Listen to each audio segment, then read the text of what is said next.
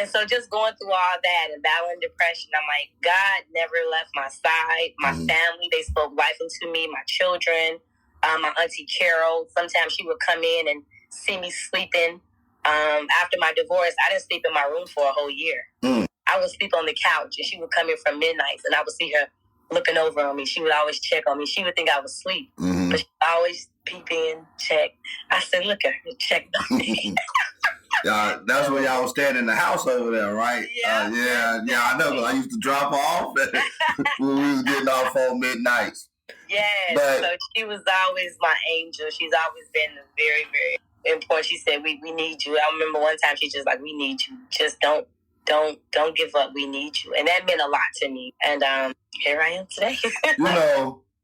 Listening to your story and listening to what you're saying, you got like I know it's more than twofold, but like a twofold story, because as I'm listening to you, I'm thinking about Job as well. Ooh. You know, on how, you know, he lost everything, you know what I'm saying? Like, wow. And you know, from my terminology, from things that I've heard from my past and everything, you know, you would think that this happened over a long period of time, but they said it was like a year's time. So it was like boom, boom, boom, boom, boom, boom, boom, boom, you know, losing his wealth, losing his children, you know what I'm saying? Just everything, but still had the fortitude, you know, to not curse God, you know what I'm saying? Because as you said earlier, like as a child, you know, and you know, I can relate to what you're saying too, to a certain extent. Like, you know, back then I didn't know, you know what I'm saying, that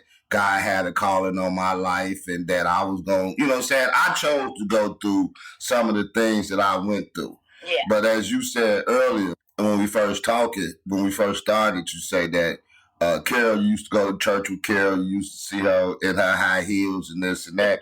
And so, like, one thing that I would tell people is that it's the structure of coming up, because the Bible tells us, it say, train up a child in the way they should go. And when they get older, they won't depart from it. That is very, very true. You know, and so it was the structure coming up that he say, you know, as parents, as we are parents now, and, you know, our parents before us and their parents before them, it was the structure.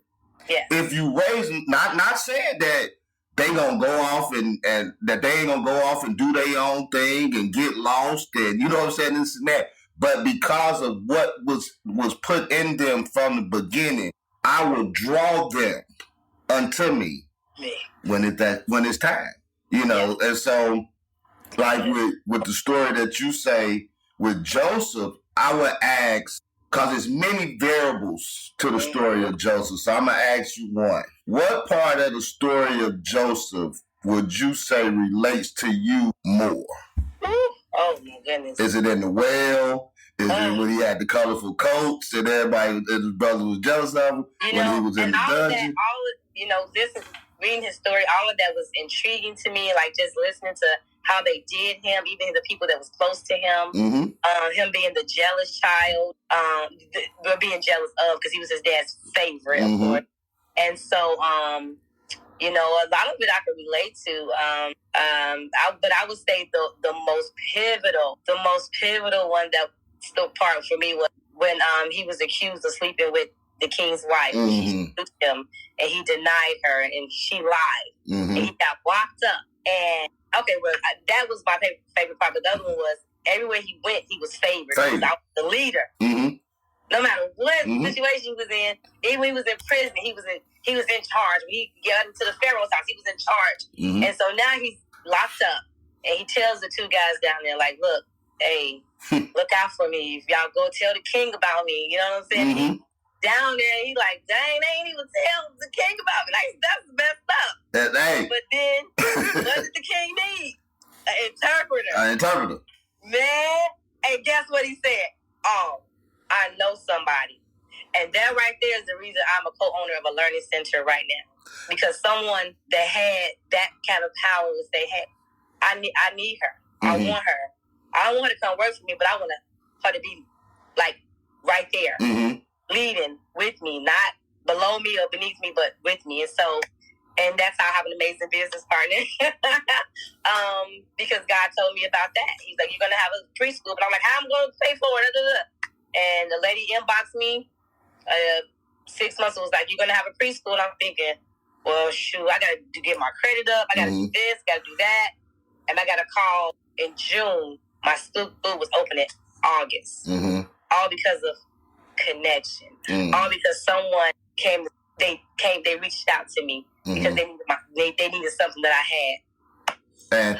And you know, like, even with that, to piggyback on what you're saying, going back to the dungeon, like you say, how I'm gonna do this, I gotta give him.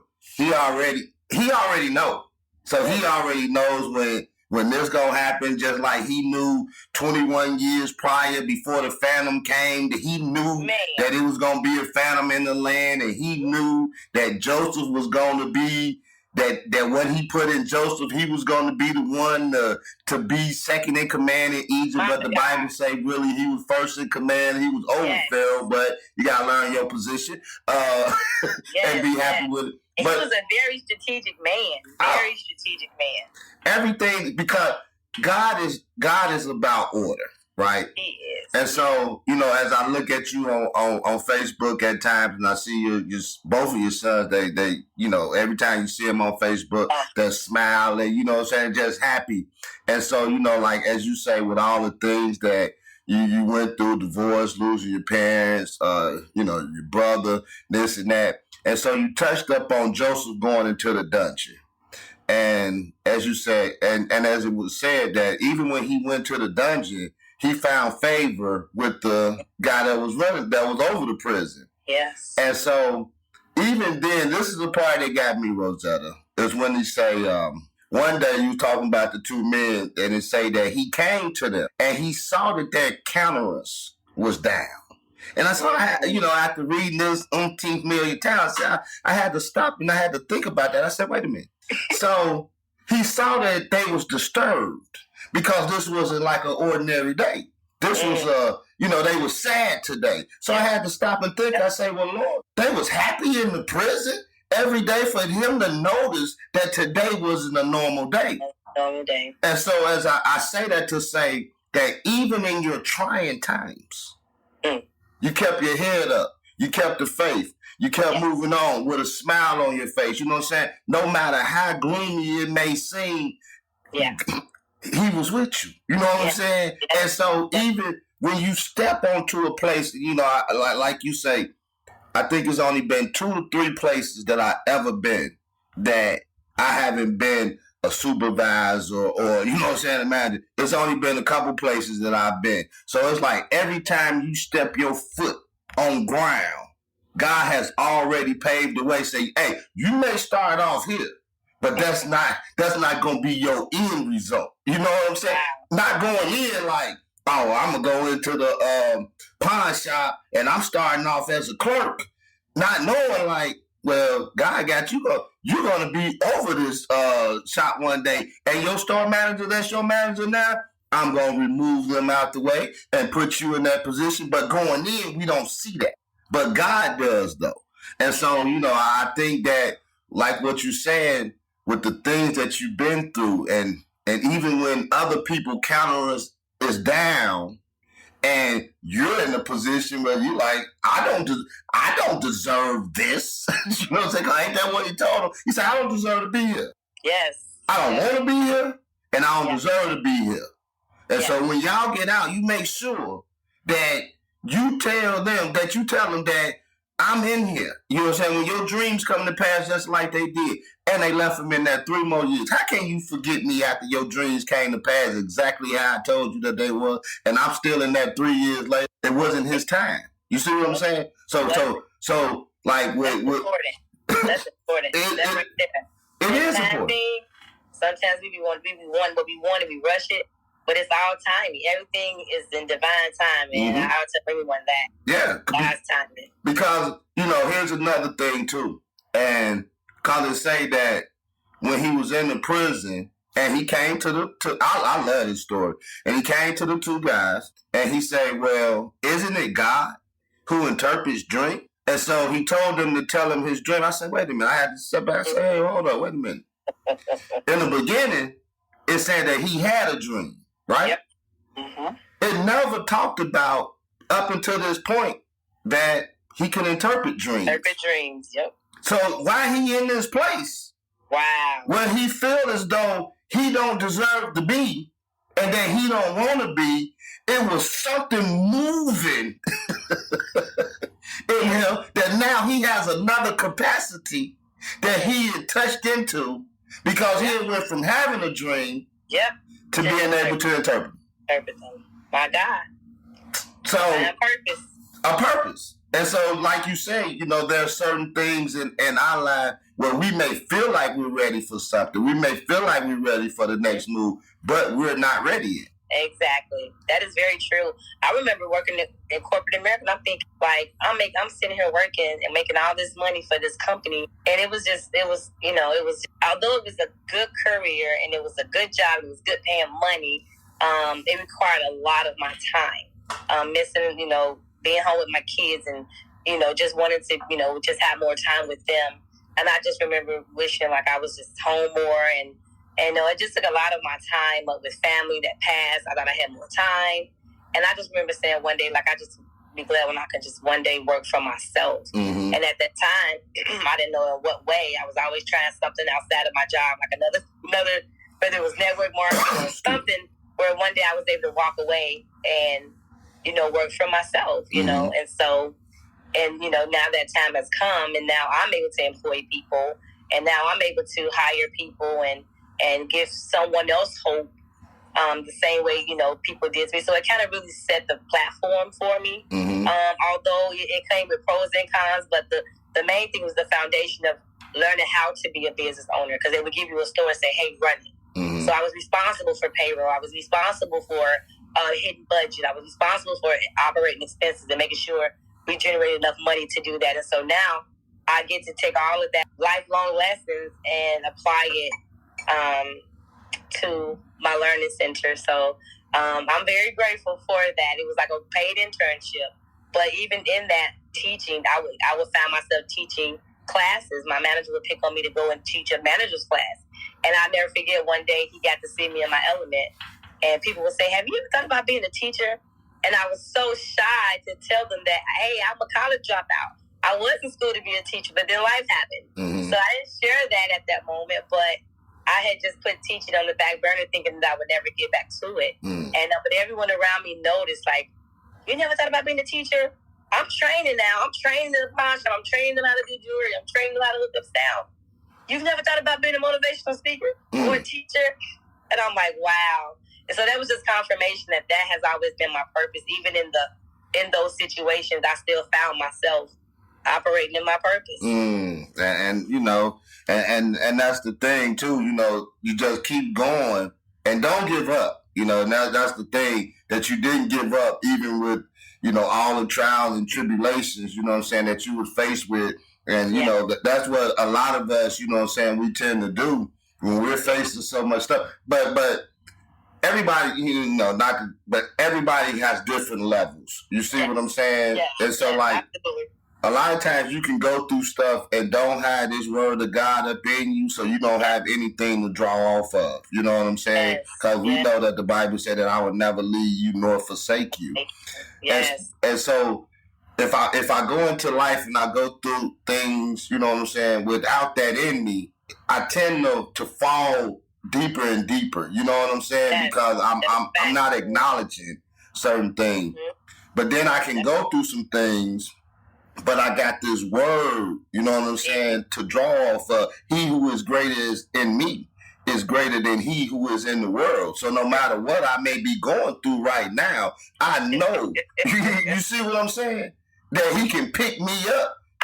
What may be impossible for me is not impossible for him. You see what I'm saying? See, it's a different type of draw. Yes. It's a different type of draw. So sometimes we can go through some things, take some punches, you know what I'm saying, or whatever. And like you said earlier, like, how did you come back from that? How is you still striving after this happened? How is you still striving after that happened? And as you said earlier, you say, it's not me. Yeah. It's God that's in me, because he would not let me fail or fall, because he knew that he had a plan for Rosetta right now. And I'm telling you right now, this is just the start. Oh, wow. I received that. Yeah, this is just a start. And I ain't trying to be no prophet or this, but I'm just, you know what I'm saying, this is just a start. I received that, Corey. Yeah, because you said something, you just said something, you say, they were saying, like, have you ever thought about being a motivational speaker? You know what I'm saying? Or things of that nature? It's coming. Get ready. Yes. Get ready. Received that. Get ready. Yeah, so, you know, I know it's late. I know you got to go to work tomorrow. I really appreciate you coming on the show. Is there anything else you may want to tell the fans? Wow. I just want to tell anyone. I want to speak to that woman that's going through a divorce. She feel like it's death. There's no happy end at the tunnel. Allow yourself to go through it, get through it, go through it, just to get to it. What's on the other side of it is God, and he's going to make sure that you're good. To that person that suffered a significant loss, you feel like you can't go through it, you're not motivated, you're depressed. Seek help, get therapy, trust God. He has people in place to help us get through our trauma and things like that. And for anyone that had a dream and they just gave up, don't. It's never too late. I promise you. I'm 46 years old. It's never too late. I'm an owner of two educational businesses, an online tutoring company and an early childhood learning center. And we do accept volunteers as long as you pass the background check and drug screening. And you can find us on Facebook. But I think for the most part, I think that will pretty much be it. What's the name of it again? Mama's Bear Learning Center. Okay. Y'all hear that? Mama's Bear Learning Center. If you want to be a volunteer, you know, you got a woman of God up in the house that's raising the kids the right way, training them up. You know, and we need more people like yourself, you know what I'm saying, to start them off early, you know. Yes. As we were saying, instilling, I know y'all can't preach that in things in the schools and this and that. But hold on, guess what? Now because I don't work for anyone anymore, and me and my business partner, we are faith people. There's a little leniency there. So that's another reason I always wanted to be my own boss, because I would see things that needed to be changed, or things that I wanted to change, or things I just know God put on my heart to do. And so every parent that has signed up their kid knows that it's, you know, it's faith-based, and I get that clear before they even come into the center. And so a lot of my parents are faith people. When I say we have some amazing parents, they love Miss Cox. They do whatever I ask them to do. So I do encourage that. What you're speaking of, I do encourage that. And the good thing is I can keep encouraging that as long as we have cash paying parents versus the government telling us what to do, if that makes sense. No, that's awesome. That's awesome. That's awesome. Hey, so I really appreciate you taking the time out your day, coming on the CJ Moneyway show. I really appreciate it since you told us that you're such a busy young lady. Hey, tell Auntie Carol I said what's up. I will. Hey, stay on for a second. Let me holler at you. Hey, thank you all for tuning in to the CJ Moneyway show. This your boy CJ Moneyway. Peace. Thank you for listening to the CJ Moneyway show. Don't forget to share this episode with your friends, leave a comment, and drop a review. Be sure to tune in every Tuesday and Friday for more inspiring journeys. Who knows? Your story might be next. Thank you for listening to the CJ Moneyway show. Don't forget to share this episode with your friends, leave a comment, and drop a review. Be sure to tune in every Tuesday and Friday for more inspiring journeys. Who knows? Your story might be next.